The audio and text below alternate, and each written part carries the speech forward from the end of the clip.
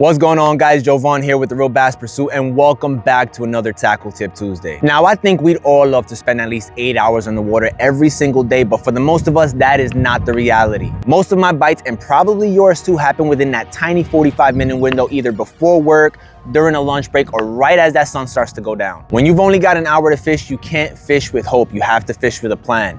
So today I'm gonna break down my 3-stop strategy to maximize those bites during that short period of time.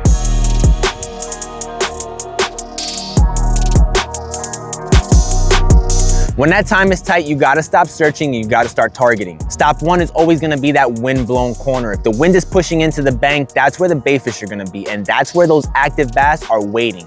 I don't care if it's the ugliest side of the pond, I'm spending my first 15 minutes right there with a search bait. Something like a chatterbait, a square-bill crankbait, a spinnerbait, something that's gonna allow me to cover water effectively and efficiently. I'm gonna be looking for the aggressive fish first to get that scoreboard moving early. If that moving fast approach doesn't work within the first 20 minutes, I'm gonna move to stop 2, which is gonna be vertical cover. You wanna think about those dog pilings, those drop-offs, even those steep clay banks. Lunch breaks usually happen when the sun is at its highest and it forces bass to tighten up against shade. That's usually where I'll switch over to a Texas rig or even a finesse jig. 1 cast to each side of that cover. If they're there, they'll almost hit it instantly. On a short window, if you don't get a bite within the first 3 casts on that piece of cover, move on to the next one. Now, the last 10 minutes of your fishing session are usually the most dangerous because you start rushing. That's when you go ahead and you pull out that confidence bait. It could be a Texas rig, a wacky rig, a swim jig, a chatterbait, whatever it is to help you slow down drastically. Think of it like this, it's the buzzer beater of fishing. You'd be surprised how many of my biggest fish come within that final 5 minutes